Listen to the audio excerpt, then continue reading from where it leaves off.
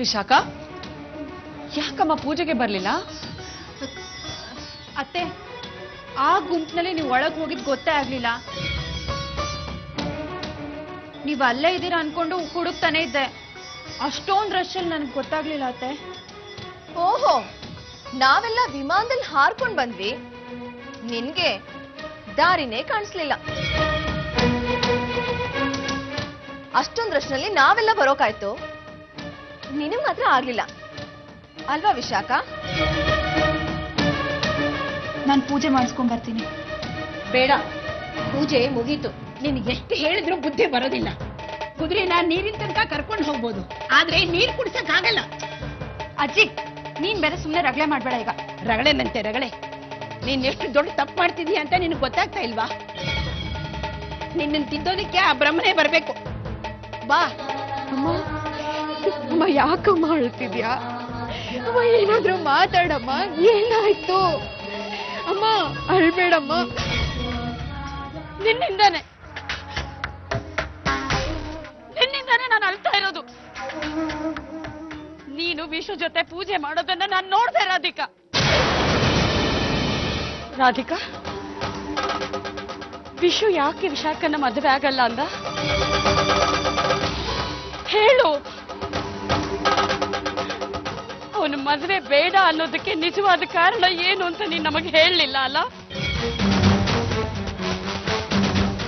ವಿಷಯನ ಮುಚ್ಚಿಟ್ಟೆ.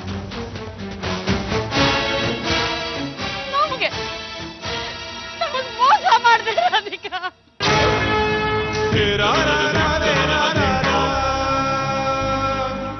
ಎಲ್ಲ ತಿಳ್ಕೊಂಡ್ರು ತಪ್ಪಮ್ಮ. ವಿಷ ಪ್ರೀತಿದ್ದು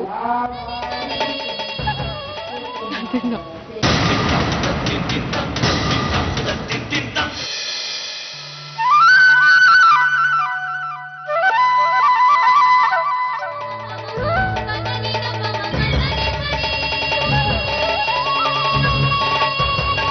ಬಳೆ ಹೇಳಿ ಮಾಡಿಸ್ತಾ ಇದೆ ನಿನ್ ಕೈಗೆ.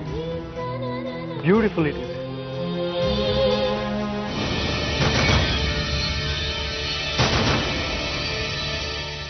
ನಿನಗೆ ಗೊತ್ತಾ, ಅವತ್ತು ದೇವಸ್ಥಾನದಲ್ಲಿ ನೋಡಿದ ದಿನನೇ ಅನ್ಕೊಂಡೆ ನೀನ್ ನನ್ನವಳು ಅಂತ. ಶಾಸ್ತ್ರಿಗಳನ್ನ ಕೇಳಿದೆ, ಅವತ್ತು ಗೊತ್ತಾಯ್ತು ನೀನೇ ವಿಶಾಖ ಅಂತ.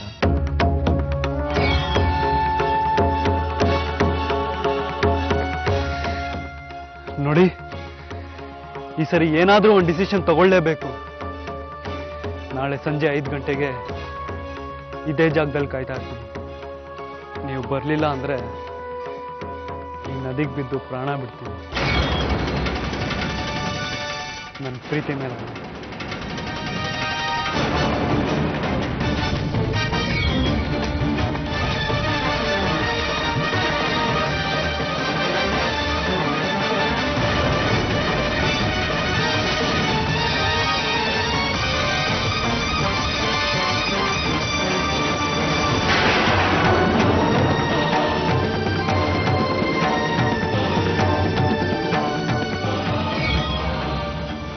ನಾನು ಮದುವೆ ಆಗ್ತಿರ್ಬೇಕಾದ್ರೆ